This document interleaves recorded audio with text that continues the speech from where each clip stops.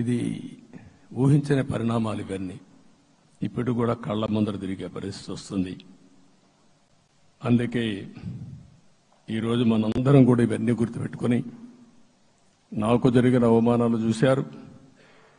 నేను అందుకే మా కుటుంబానికి జరిగిన అవమానంతో నేను కూడా భరించలేక బయట వచ్చినప్పుడు ఒకటే శపథం చేసి వచ్చాను. ఆ శపథం ఇది గౌరవ సభ కాదు, ఇది కౌరవ సభ. ప్రజాక్షేత్రంలో గెలిచి మళ్లీ ఈ సభను గౌరవ సభగా చేసి అడుగు పెడతానని చెప్పి శపథం చేసి బయట వచ్చాను. ఓసారి ఇవన్నీ చరిత్ర. ఆ శపథాన్ని ప్రజలు గౌరవించారు. గౌరవించిన ప్రజల్ని నిలబెట్టే బాధ్యత మనందరిపైన ఉంది. సభను కూడా ఎన్నోసార్లు పవన్ కళ్యాణ్ గారు చెప్పారు, భవిష్యత్తులో ఆంధ్రప్రదేశ్ శాసనసభని ఒక గౌరవ సభగా చేసి ప్రజా సమస్యల్ని చర్చిస్తామని చాలా స్పష్టంగా చెప్పారు. అలాంటి బ్రహ్మాండమైన వాతావరణం క్రియేట్ అవుతుంది. దానికి ఒక శాసనసభాపక్ష నాయకుడిగా నేను హామీ ఇస్తున్నా. మళ్లీ ఈ సభను గౌరవ సభగా ఈరోజు మన పరిపాలన ప్రజా పరిపాలన ప్రజా ప్రభుత్వంగా మనం ముందుకు పోవాల్సిన అవసరం ఉంది. ముందుకు పోతామని చెప్పి కూడా నేను మీకు తెలియజేస్తున్నా. ఇంకా కిందికి డెప్త్కి వెళ్తే గవర్నమెంట్లో ఏముందో ఇప్పటికి తెలియదు, ఎంత అప్పు ఉందో తెలియదు, ఎక్కడెక్కడ తెచ్చారో తెలియదు. ఇవన్నీ కూడా డెప్త్కి వెళ్ళినప్పుడు ఎన్ని లక్షల కోట్ల అప్పు ఉంది, ఏదేది తాకట్టు పెట్టారు, ఆర్థిక వ్యవస్థ ఏ విధంగా చిన్నాభిన్నం అయిపోయింది, ఇవన్నీ కూడా అధ్యయనం చేసుకోవాల్సిన అవసరం ఉంది. ఇరిగేషన్ రంగాన్ని పూర్తిగా నిర్వీర్యం చేశారు. రాష్ట్రానికి అతి ముఖ్యమైన ప్రాజెక్టు పోలవరం. కేంద్రం క్లియర్గా పోలవరానికి సహకరించారు. నాకు ఇప్పుడు కూడా జ్ఞాపకం ఉంది, 2014 కంటే ముందు నేను ముఖ్యమంత్రి అయ్యాను, ఎంపికయ్యాను, ఢిల్లీకి వెళ్ళాను. ఢిల్లీకి వెళ్ళినప్పుడు 7 మండలాలు తెలంగాణలో ఉన్నాయి. పోలవరం ముంపుకు గురి అయ్యే 7 మండలాలు తెలంగాణలో ఉన్నాయి. ఆ 7 మండలాలు అక్కడుంటే జూన్ 2వ తారీఖున నోటిఫికేషన్ వస్తే ఆ తర్వాత తెలంగాణ అనుమతి ఉంటే తప్ప, పునరావాసానికి ఒప్పుకుంటే తప్ప మనం పోలవరం కట్టే పరిస్థితి లేదు. ఆ రోజు రాజ్నాథ్ సింగ్ గారు పార్టీ అధ్యక్షుడు, అదే మాదిరిగా ఆ రోజు వెంకయ్యనాయుడు గారు కూడా యాక్టివ్గా ఉన్నారు. నేను ఒకటే కోరాను, ప్రజలు నన్ను ఎంపిక చేసుకున్నారు, ఇక్కడ మనం ఎన్డీఏ వచ్చింది, ఈ ప్రాజెక్టు పూర్తి కావాలంటే ఆ 7 మండలాలు ఆంధ్రప్రదేశ్ రాష్ట్రానికి ఇస్తే తప్ప పూర్తి కాదు. మీరు 7 మండలాలు ఇవ్వకపోతే నేను ప్రమాణ స్వీకారం చేయను, నాకు ఈ పదవి వద్దని ఆ రోజు చాలా స్పష్టంగా చెప్పాను. ఇది ఎప్పుడు కూడా చరిత్రలో ఎప్పుడు జరగని విషయం. ఆ రోజు ప్రధానమంత్రి గారు నరేంద్ర మోడీ గారు ఇవన్నీ ఆలోచించి ఫస్ట్ కేబినెట్ మీటింగ్లో పెట్టి ఒక ఆర్డినెన్స్ ఇచ్చి ఆ 7 మండలాలు ఆంధ్రప్రదేశ్కి ఇచ్చి తర్వాత పార్లమెంట్ సమావేశాలు పెట్టుకున్నారంటే అది ఒక చరిత్ర. అంటే ఆ రోజు గాని కేంద్రంగాన 7 మండలాలు ఇవ్వకపోయుంటే పోలవరం ప్రాజెక్టు ప్రారంభమయ్యేది కాదు.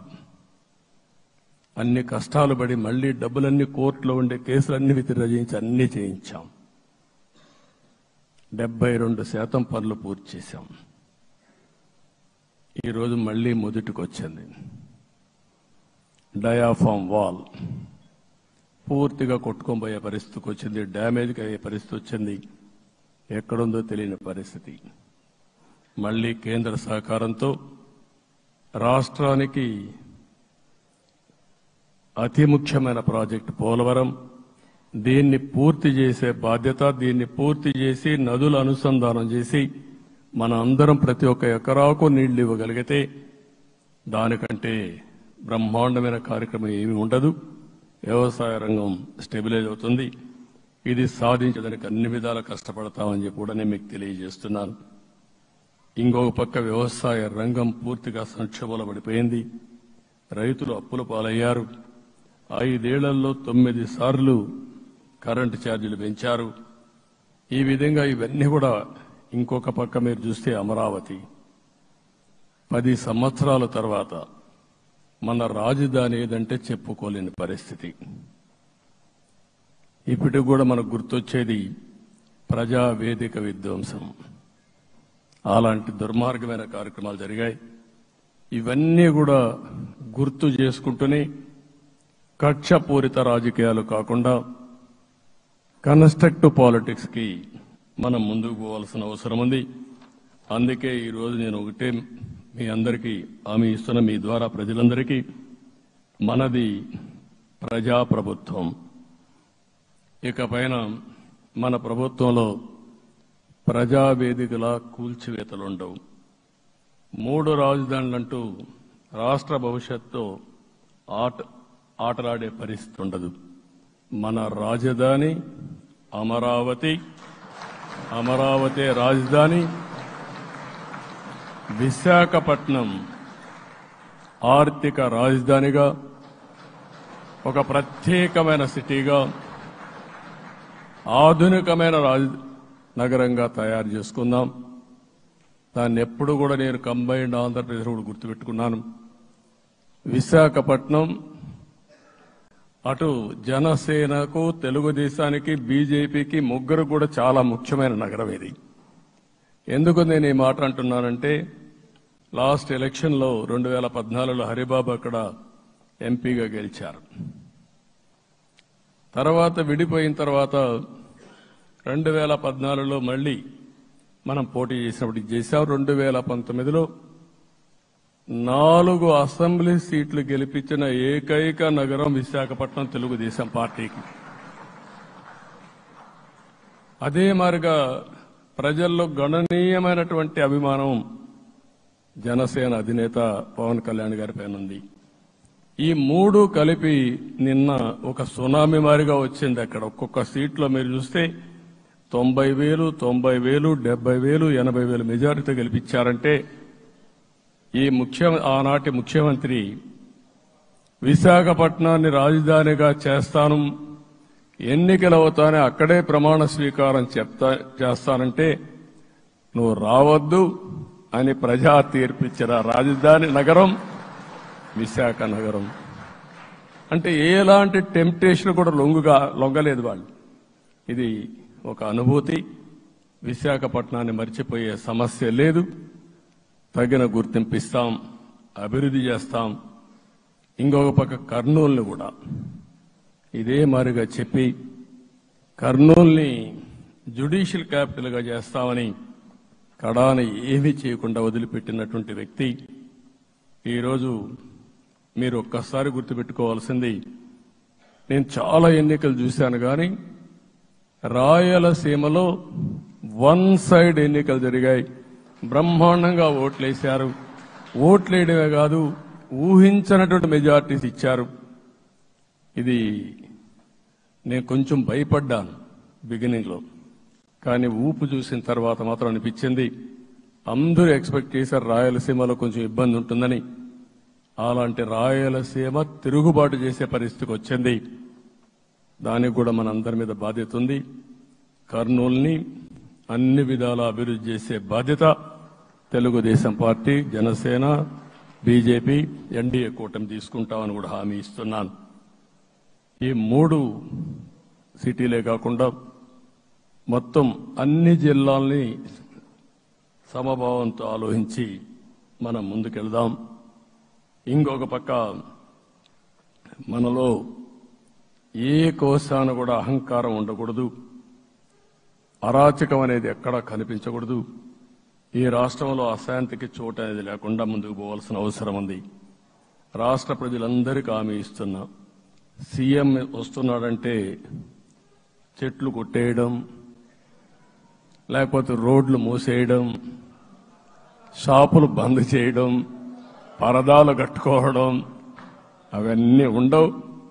సీఎం కూడా ఒక మామూలు మనిషిగానే వస్తా, అందరితో కలిసి ఉంటాం. నేను సీఎంగా ఉన్నా మా మిత్రుడు పవన్ కళ్యాణ్ గారు ఏ హోదాలో ఉన్నది కూడా రేపు అనౌన్స్ చేసుకుంటాం. మేమందరం కూడా సామాన్యమైన వ్యక్తులుగానే వస్తాం మీ దగ్గరికి, మీలో ఒక వ్యక్తిగా ఉంటాం.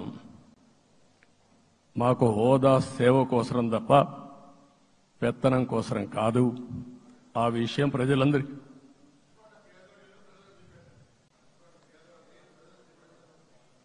అవన్నీ చేస్తాం. ఇంకొక పక్కన నిన్న మొన్న నేను వస్తానంటే వాళ్ళకు కూడా తెలుసు కాబట్టి ఎన్డీఏ అభ్యర్థిగా అంటే శాసనసభ నాయకుడిగా ఎన్నుకుంటారనే ఉద్దేశంతో, ముఖ్యమంత్రి అవుతాను ఉద్దేశంతో రోడ్లన్నీ కూడా నిలిపేస్తాను. నేను ఒకటే చెప్పాను, మేము వచ్చినప్పుడు ఒక్క నిమిషం ఒక సిగ్నల్కి ఇంకొక సిగ్నల్కి కొద్దిగా గ్యాప్ పెట్టుకోండి. అవసరమైతే ఒక 5 నిమిషాలు లేట్ అయినా మాకు పర్వాలేదు, కానీ ప్రజలు ఎవ్వరికీ ఇన్కన్వీనియన్స్ కలగకూడదని చాలా స్పష్టంగా ఆదేశాలు ఇచ్చాం. కాబట్టి అవన్నీ మనం చేద్దాం. ఇంకొక పక్కన దాడులు చేసి బాధితులపైనే కేసులు పెట్టే పరిస్థితి ఉండదు ఈ రోజు నుంచి. అది కూడా మనం చూశాం. ఏ ఒక్కరి ఆత్మగౌరవానికి భంగం కలగదు. ఒక పాజిటివ్ గవర్నెన్స్ అన్ని చోట్ల కనపడుస్తుంది. ప్రజాహితం కోసమే పనిచేస్తాం. ప్రతి నిర్ణయం, ప్రతి అడుగు ప్రజల కోసమే ఉంటుంది. స్టేట్ ఫస్ట్ అనే నినాదంతో ముందుకు పోతాం. ఈ రోజు మేము ముగ్గురం కూడా ఢిల్లీలో వెళ్ళినప్పుడు కూడా మా ఆలోచన ఈ రాష్ట్రం ముందుండాలనే ఉద్దేశంతోనే ముందుకు పోయాం. అదే సమయంలో ఈరోజు మన రాష్ట్రానికి కూడా సముచితమైన గౌరవం. 3 మంత్రులు కేంద్రంలో మన వాళ్ళు ఉండే పరిస్థితికి వచ్చారు. ఒక పక్కన రామ్మోహన్ నాయుడు శ్రీకాకుళం ఎంపీ, ఆయన కేంద్రంలో మంత్రి పదవి, కేబినెట్ పదవి వచ్చింది. ఇంకొక పక్కన పెంబసాని చంద్రశేఖర్కి స్టేట్ మినిస్టర్గా ఎంఓఎస్ కింద ఇచ్చారు. మూడోది కూడా ఒక సామాన్యమైన కార్యకర్త Srinivasa Varma, Narasapur MP, BJP MP, ఈరోజు కేంద్రంలో మంత్రి స్థానం వచ్చింది. ఓసారి బీజేపీలో కూడా ఇది ఒక ప్రత్యేకత. ఆయన ఎంపీ ఇచ్చినప్పుడు నాకే ఆశ్చర్యం వేసింది. ఒక మామూలు వ్యక్తి ఎంపీ ఇచ్చారు. అప్పుడు ఆలోచించినప్పుడు నేను ఫస్ట్ మీటింగ్ పోతే వచ్చాడు. వచ్చినప్పుడు నేను ఎంక్వైరీ చేస్తే ఆయన స్ట్రాంగ్గా పార్టీ కోసం పనిచేశాడు. ఒక పార్టీ కార్యకర్తను గుర్తించిన పార్టీ భారతీయ జనతా పార్టీ. అది కూడా తెలుగుదేశంలో కూడా చేస్తున్నాం, జనసేనలో కూడా చేస్తున్నాం. వారి యొక్క ప్రత్యేకత. ఈరోజు నిన్న కూడా మనం అందరం చూస్తే మోదీ గారు మొన్నే మీటింగ్ అయినప్పుడు చూశాం, ఆయన స్పీచ్ను కూడా చూశాం. నేను కూడా చాలా స్పష్టంగా చెప్పాను, 10 సంవత్సరాల మోడీ గారి పరిపాలన దేశ ప్రతిష్ట పెంచింది. ప్రపంచంలోనే భారతీయులకు గుర్తింపు వచ్చింది. 11వ స్థానంలో ఉన్న ఆర్థిక వ్యవస్థ ఈరోజు 5వ స్థానానికి తీసుకొచ్చారు. ఇంకొక పక్కన ఎన్డీఏ 3.0 ఈ పరిపాలన 5 ఏళ్లలో 5వ స్థానం నుంచి 3వ ఆర్థిక అతిపెద్ద దేశంగా భారతదేశం ఎమర్జ్ కాబోతుంది. ఇది మన దేశానికి గర్వకారణం. ఇంకొక పక్క